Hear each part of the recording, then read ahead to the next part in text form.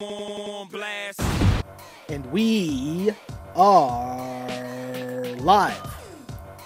This is the Wrap It Up on Blast Raps post-game show. My name is Sheldon Alexander, and I'm happy.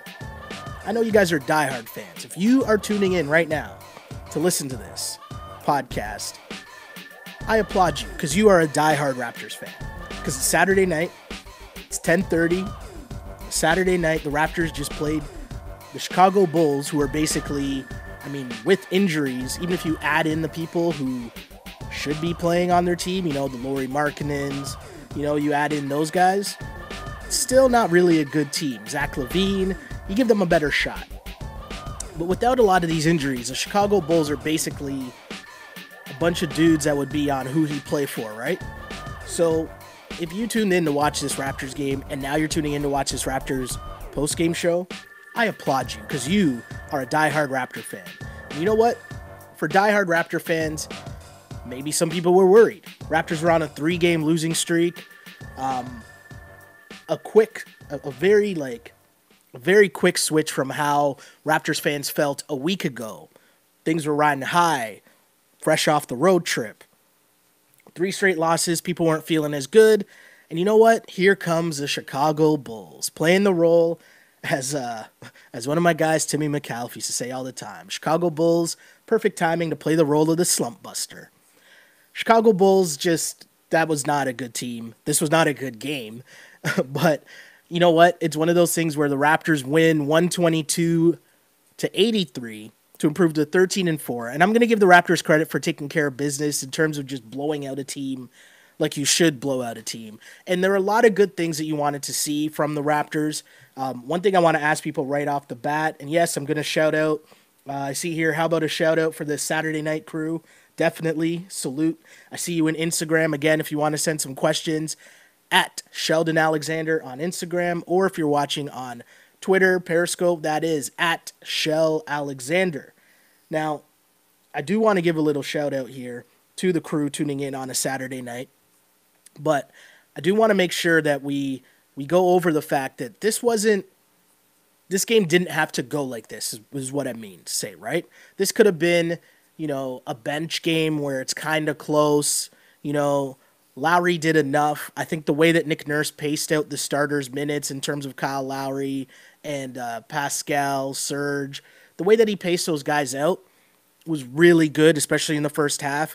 Let them get their feet a little bit, but when they went to the bench and the Raps were up, I want to say like 10, if the lead got a little closer, here came Kyle, here came the guys again, and the Raptors just put this game away early. The game was pretty much over from, would we say halftime? Raps were up, They were up 9 after 1.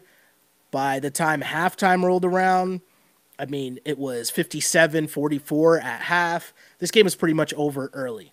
But the MVP of this game, quickly, Fred VanVleet. I think it's pretty straightforward.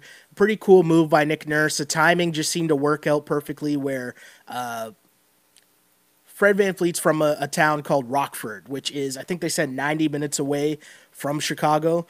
And, for him to get his first career start pretty close to your hometown where your family and friends would be able to be there to see you play in your first NBA start in your hometown, that's pretty cool.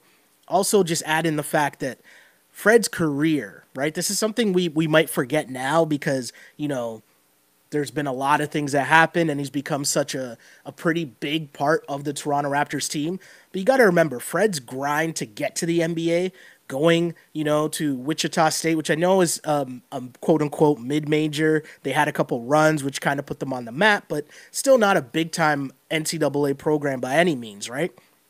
But having a solid career there, a great career there, but then going undrafted, and then having to be an undrafted guy, grind it out in the D League. I guess it was called the D League then. But for him to grind it out on Raptors 905, force them with the work that he put in on Raptors 905 to give him a spot on the Raptors, and then to see him, play so well that Corey Joseph, the Canadian guy, the Canadian backup point guard, became expendable because Corey was going to be making more money than, you would have to pay Fred, and Fred was probably in a position where he would be outplaying Corey. When you think of where Fred is now, and you're coming off a year where last season Fred was a sixth man of the year candidate, right? Like that's a big, big thing.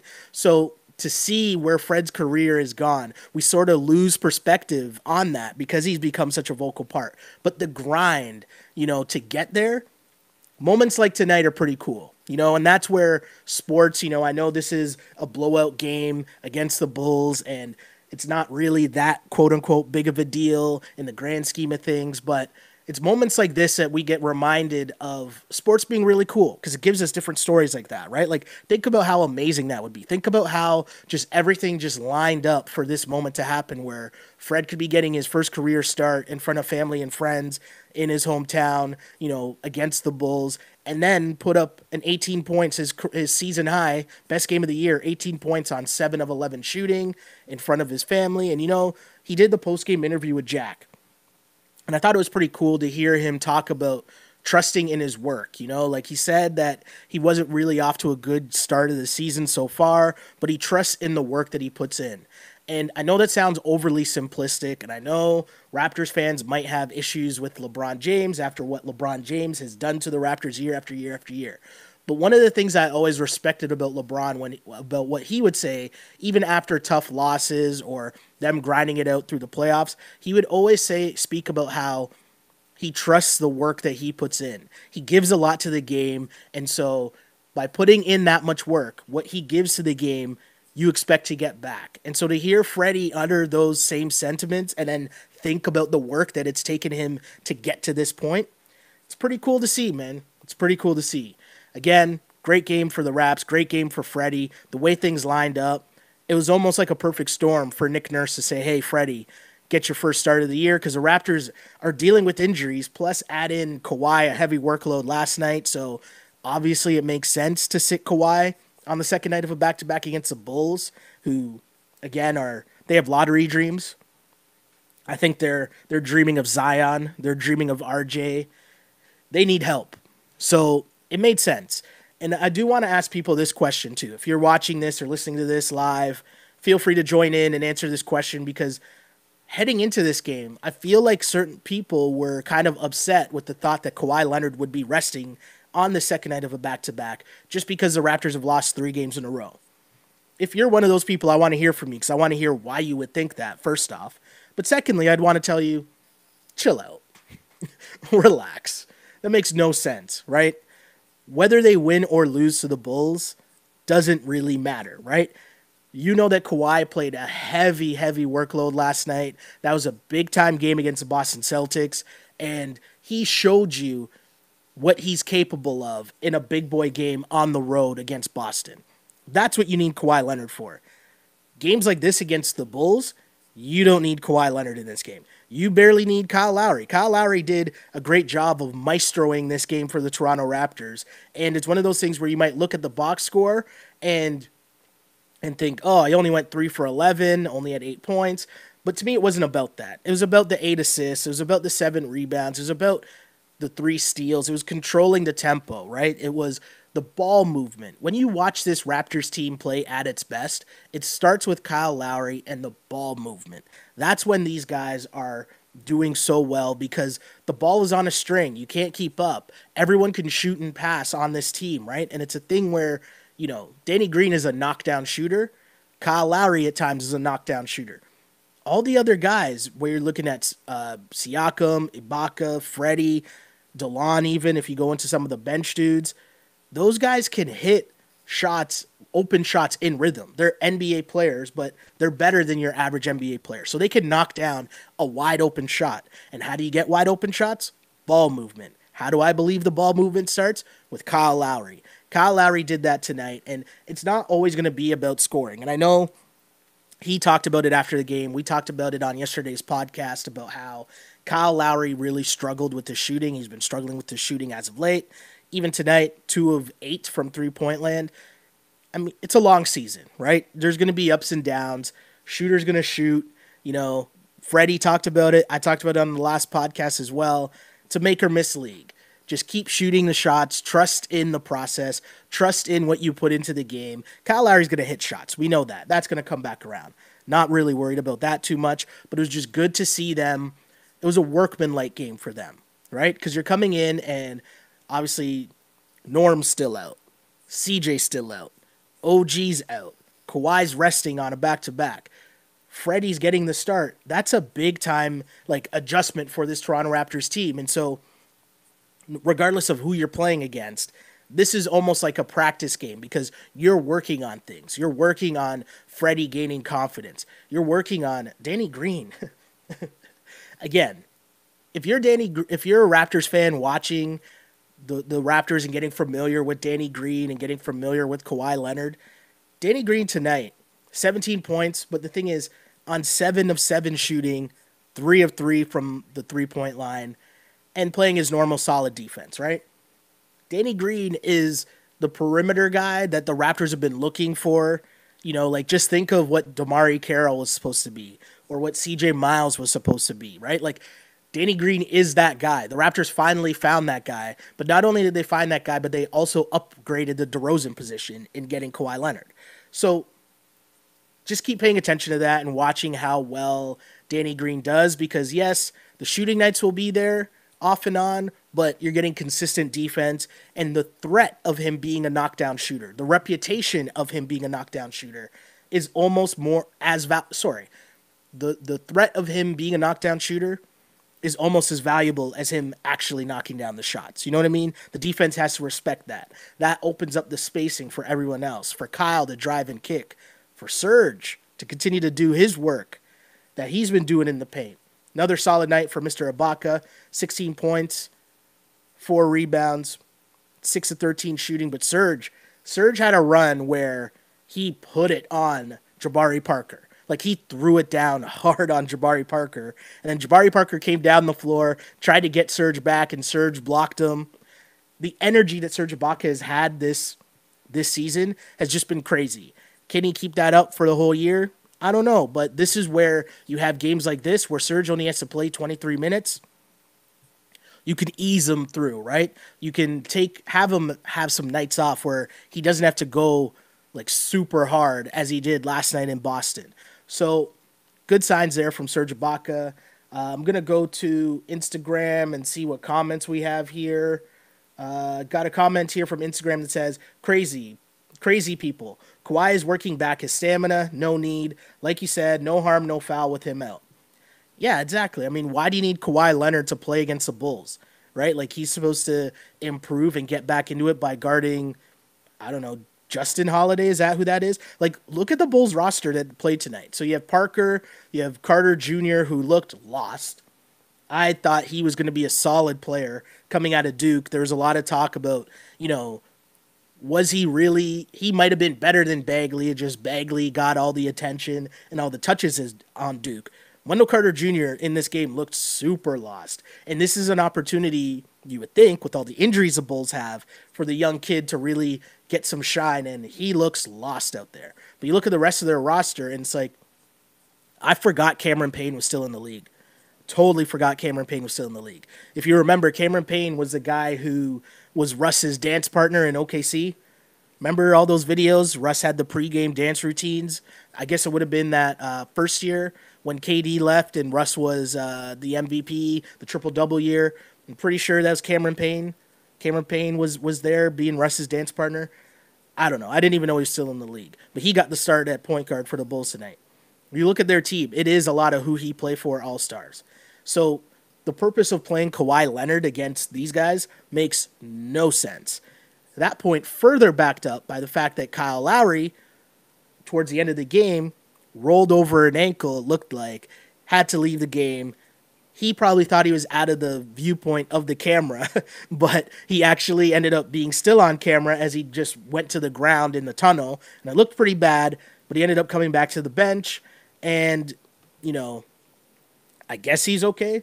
We're waiting now to see if there's any post-game sound that will come out. I'm sure, as I see, Kyle Lowry is talking right now, so someone on the Twitters will tell me what Kyle Lowry says, and I will deliver that information to you as well. Sticking with Kyle Lowry, I saw there was another comment here on Instagram that says, I think Kyle needed to play because he's cold, and if he was hot, I would have liked him resting tonight as well. I agree with that. I think that makes sense, while he's trying to get himself out of the shooting slump. Why not let him play? Let him try to get some rhythm. Another comment here. Is that Boogie? Yeah, that's Boogie. Boogie says, can Kyle score in double digits? Listen, again, yes, it would be great for Kyle Lowry to score in double digits in this game. He missed a three just before he rolled his ankle, so that would have given him 11 points. But would that have really made you feel that much better or worse about his game if that last three-pointer had rolled in? I know, he's not shooting well. 2 for 8 is not great. And, 3 for 8 wouldn't have been that much better. But I'm okay with Kyle Lowry. Kyle Lowry's pacing himself. Kyle Lowry, I think, came out gangbusters at the start of the year because he had a bit of extra juice about how's this team going to work? Is he going to buy in? I think that gave him a little extra juice, a little added adrenaline to start the season. So the fact that, okay, cool, this is what we can be when he's at peak Kyle Lowry, I think now that kind of allows him to step back and kind of now go back into regular season mode, Kyle, where he has to pace himself throughout this year, right? Because in the playoffs, the Raptors need peak level Kyle Lowry if they are indeed to make a deep playoff run. So games in November against the lowly Chicago Bulls who are in tank mode, not worried about it. Now, am I worried about when Kyle Lowry plays bad against the Celtics in a big boy game? Yes. That's not a good look. But, hey, long season. They'll see the Celtics again in the regular season. There'll be other big games coming up soon. So, if he's in these games, let him try to figure out his shot. Let him try to gain some rhythm. And yes, I guess Boogs, hopefully he can get to double digits. Boogie also says here, Jabari doesn't have a knee. Yep, that would make it pretty tough to play basketball. What is this resting? This is a big thing. I do want to get people's opinion on resting because Kawhi Leonard, yes, we keep talking about the fact that he played 9 games last year. He's already played more than that this season, right? But he's still working his way back. What do people really think about Kawhi Leonard resting overall? Because I don't really have a problem with it because to me, it's like whatever you need to do mentally to make sure that you're prepared for when playoff time comes, for when the big boy games come, cool. If that means you have to rest on the second night of back-to-backs, cool. Do that. Whatever it is. But I don't want to hear any excuses when it comes to playoff time, when it comes to the big boy Golden State games or whatever. That's when you need Kawhi to put in work. And he did that against the Celtics. So I'm not really mad at Kawhi. If he has to rest on the second night of back-to-back so that he can go for, what he do, 30 and 15 or whatever it was last night, but even just watching him be gangbusters all over the place, I'm totally okay with that. But I think people are starting to get a little bit annoyed, and maybe if this game didn't play out the way that it did in terms of the Raptors blowing out the Bulls, maybe people would be a little more, kind of like, wait, why is Kawhi Leonard not playing when the Raptors are on a 3-game losing streak? I can kind of understand that. But at the end of the day, I would encourage people to just chill. He knows his body better than we do. The Raptors got a whole bunch of doctors there making sure that he's okay, all of that stuff. So I'm going to trust them with this process and hope that when we need Kawhi the most, which is playoff time, he's there, he's ready, and he can do that. What is this? I want a job that I can rest. Can you find me that job? Listen, man, I understand what people are saying. I understand. I get it.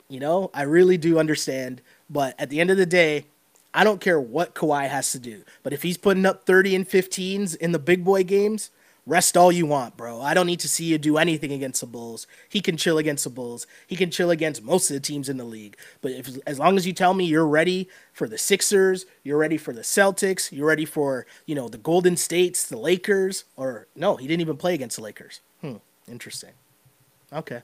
The Lakers game might be the one game that I'm kind of mad he missed, to be honest. But the Bulls definitely don't care about Kawhi resting against the Bulls, and neither should you. Because, again, the Bulls are trash. They are 4-13. They are in the Zion sweepstakes. I dare you to try to name, like, the the bench of the Chicago Bulls tonight without looking. The team is trash. It's okay. Backing that up, back to Instagram. Kawhi wants to play. He's not lazy. I'm a massive Kawhi guy, so I have a bias. But Kawhi wants to win more than anything. If he evaluates rest as the path to do that, let it be and support it. I agree with that. I agree with that sentiment. But hey, people, I want to hear from you because these are just our opinions, right? And this is why we have this platform to have the conversation amongst Raptor fans, right? To talk about what's going on because this is a very big deal. You know, this season, this is a massive season for the Raptors. And you might lose perspective of that because there are going to be ups and downs throughout the season. And a 3-game losing streak is one of those things where normally the fan base panics. And a fan base that's Toronto panics a lot. Not used to this success in the city of Toronto. Take a step back and realize that right now in Toronto, the Leafs and Raptors have the best records in their respective leagues. Think about that. The Leafs and Raptors have the best record in their respective leagues. Toronto doesn't know how to deal with that, right? So what I'm saying is chill out, relax, enjoy this season for what it is. Enjoy the fact that, you know, the Raptors didn't really play down the competition. This was a game where, you know, if you're Masai Ujiri and you're going back to MLSE to talk about, oh, the value of 905, because remember, it was a big deal for them to put money into Raptors 905. If I'm Masai Ujiri, this is a tape that you send to the MLSE board to say, hey, look, Freddie, Raptors 905, Pascal, Raptors 905, DeLon, Lorenzo Brown, Raptors 905. Then there were moments in this game where, I mean, the entire fourth quarter, your whole fourth quarter, right? Malachi Richardson, Chris Boucher, shout out to Canada, right? Like, who else was on there? Lloyd was on there. Malachi hitting some threes in this game, right?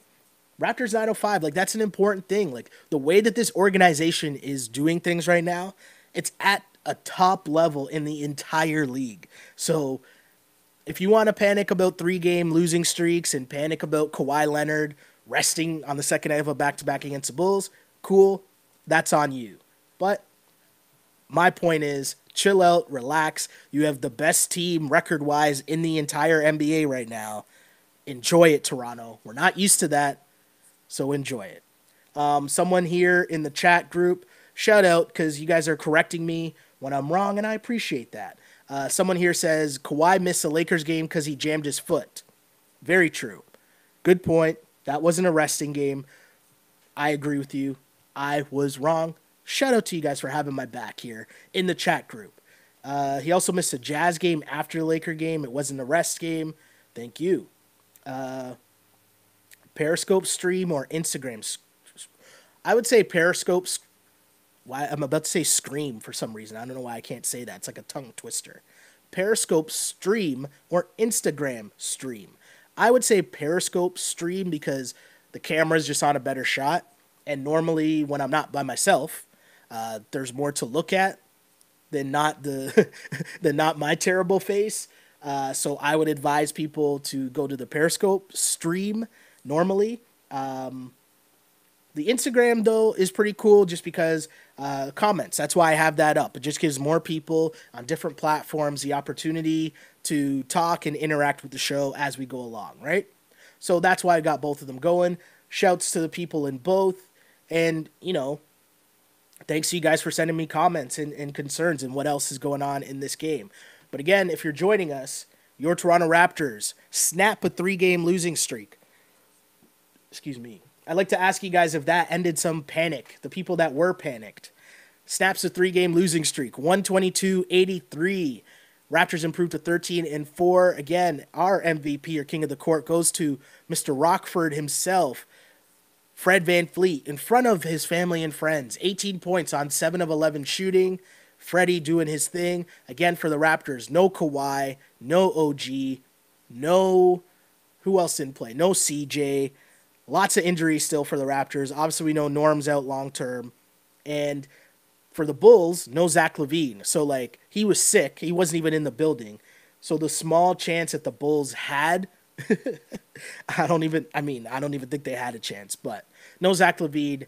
It was a pretty ugly game. Let's be serious, right? It wasn't that ugly. It was a pretty ugly game, but I think you gotta take the positives from it. It was good to see Freddie knock down some shots. It was good to see Danny Green knock down some shots. And a guy like Malachi Richardson, I know we might think that that's not a big deal, but if this CJ Miles injury that's nagging and he's out for an extended period of time, if Norm, we already know, is out for an extended period of time, then add in OG, we don't know how long he's going to be out for. Those are three of your perimeter guys, right? That play that kind of, I know it's tough now in the NBA. It's kind of positionless. It's not so much about 2, 3, 4 as much as it is perimeter guy. But if you're missing three of your regular perimeter guys, then you talk about how you want to rest Kawhi on the second night of back-to-backs. A guy like Malachi Richardson, you might need him in a big spot, right? You might need him because he's a bigger body. And so if you think about what happened last night, for example, against the Celtics, you run into a situation where Danny Green fouls out, OG's hurt, and now you got to go to a smaller guy to come into the game in terms of DeLon Wright, and you have Kyle Lowry having to try to guard Jason Tatum. My point is, you might need something from Malachi Richardson. So these games are important, right? To get those guys who are developing in the D League, get them some NBA burn, get them comfortable with playing alongside Kyle or playing alongside Fred, playing in an NBA game, right? So these things are important. They need to gain that confidence, right? Because Jack and Matt kept mentioning about, I feel like every time Malachi's played recently, they mentioned the big game that he had last week. I think he was like 8 of 12 in the D League, right? That tells me you can shoot. All that means now, in terms of when you step into the game in the NBA, it's just confidence. That's in your mind. That's in your head. So you need him to be out there and get minutes so that he can gain that confidence, so that he's not just looking to pass the ball whenever he gets it, right? He's not playing hot potato. You want him to gain that confidence that he's confident enough to knock down that shot. So this is why these games are important. In the grand scheme of things, does it matter for, the overall, what does this season mean for Kyle or Kawhi or whatever? No, not really. But you want these guys, your Malachi Richardsons, your Lorenzo Browns, guys that could get forced into you needing them. You need them to get more minutes in the game, and that's what this Chicago Bulls opportunity brought. So yeah, again, Raptors with the big win, 122-83 to improve to 13-4.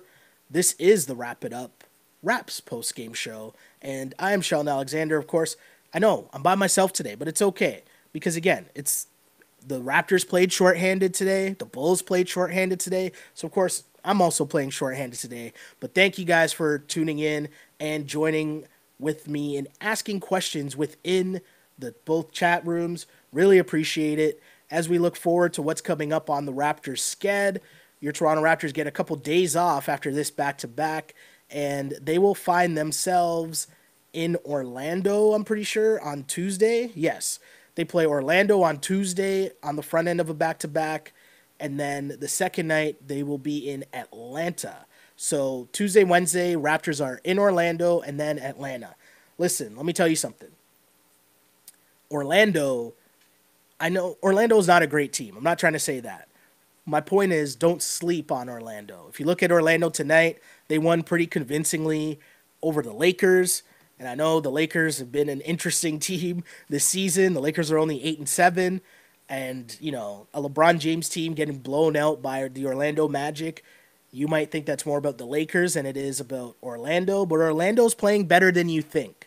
Right? I'm not saying Orlando's good. They're probably going to be, at best, their peak is probably fighting for the 7th or 8th seed in the Eastern Conference. So I'm not saying they're a great team, but they're a pesky team. They're a young team that's figuring it out, right? This will be a game, too, that's a test for the Raptors' 5 position. The Serge Ibaka JV matchup will be pretty big because Vucevic he's a beast down low, right? 36-13 he gave the Lakers tonight. So this will be an interesting matchup, right? You also, I guess, got to look out for the Terrence Ross revenge game. I couldn't even get that out with a straight face. But, yeah, so you're playing against the Orlando Magic. That game is on Tuesday. Raptors you can't sleep on that. Assumption is Kawhi Leonard will be back for that game. Will he play in Atlanta? Probably not. I look at Atlanta the exact same way that I look at the Bulls. No need to be playing Kawhi Leonard in those games. Also, Kyle Lowry. Before we go, I'm just trying to scour the Twitter sphere right now to get an update on Kyle Lowry. Josh Lewinberg says, Nurse says he doesn't think Lowry injury is serious, said that he just twisted it. He'll be reevaluated tomorrow. The one thing I will say about Kyle Lowry, though, and this injury concern, is if he is at all even a little bit banged up, you got to consider resting Kyle Lowry on the second night of a back-to-back, right? You got to consider it. Plus, you're still trying to get Fred and DeLon back to playing as well as they did last year. So maybe a game without Kyle Lowry forces them more so into the forefront, kind of like tonight starting Fred forced Freddie into the forefront and forced him to make plays and have a good game. But, you know, at the end of the day, that's something we got to look at in terms of your Toronto Raptors. The depth. We talk about the depth. When you're dealing with injuries, that's when the depth is going to come through the most. Again, 13 different guys scored for the Toronto Raptors tonight. That is pretty crazy when you think about it. So, I mean, at the end of the day, good win for the Raptors. I'm trying to find out what Kyle Lowry said post-game here, and I can't find any quotes at all, although Nurse wanted to get Lowry out there to find his rhythm. He'll get his ankle tested. Nurse says that he was lively in the locker room. So I guess that means that he feels okay. Doesn't seem like anything serious. Sigh of relief from the Raptors fans, right? Nothing to worry about. But yeah, I would look forward to having the full Raptors team on Tuesday in Orlando. Everybody, I would try to rest Kawhi and Kyle against the Atlanta Hawks. But hey, is there any feeling? I'm just going to the chat room for the last time here. On Periscope, I see a question that says, is there any feeling about Kawhi re-signing? I have no idea. And people that are trying to tell you that they have an idea are lying. Nobody knows anything about Kawhi Leonard, right? Nobody knows anything about Kawhi Leonard. Think about this for a second. Last year, we heard so much, and in the offseason when this whole thing was going on, we heard so much about Uncle Dennis.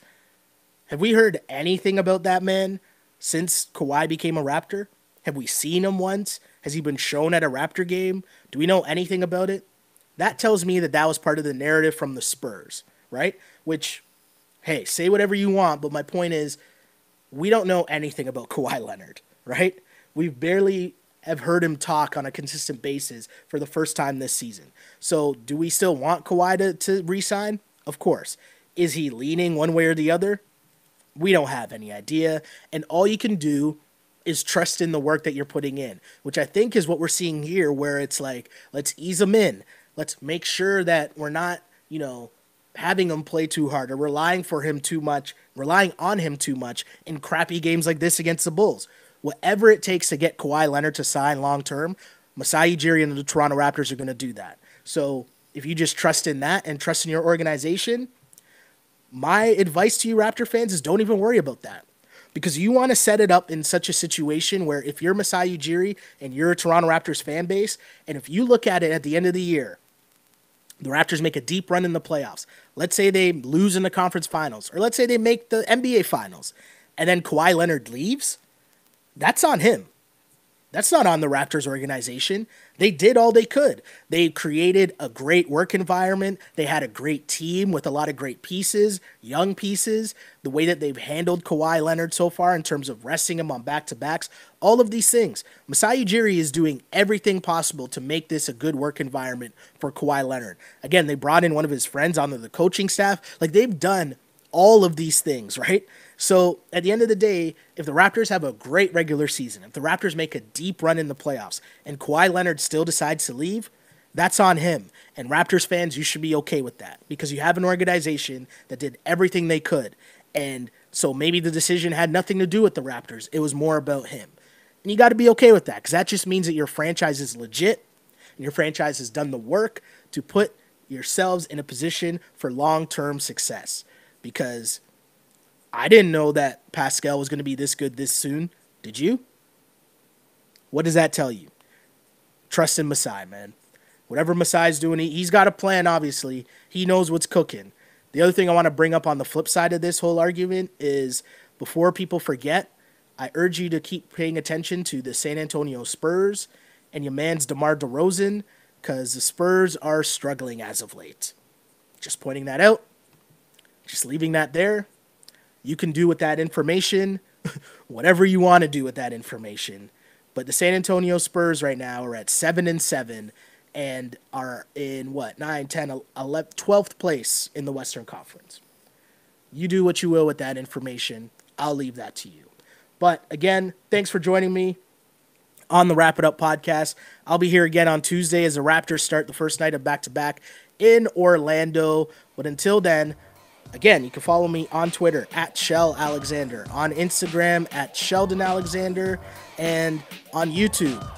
If you're looking for the podcast, multiple ways to listen to it, this and the Ball on Blast podcast, where we go over everything NBA.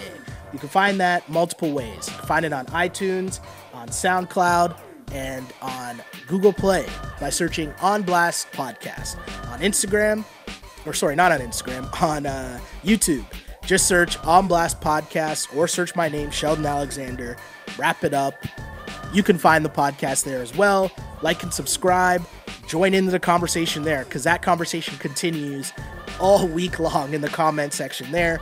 We're building up a nice, pretty cool community there, which is kind of cool to just get different people's opinions, because I'm just giving my opinion as a person that enjoys basketball, watches basketball, and I mean, a bonus, I guess I cover basketball, or I've covered basketball before for an extended period of time in my job. So yeah, closely tied to the game. Sometimes I just have a little more information that I like to share with you guys.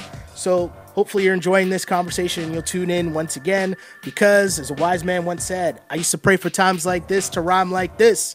This is the Wrap It Up On Blast Raps post-game show. As always, unpolished and unapologetic. Until next time, see ya. On blast.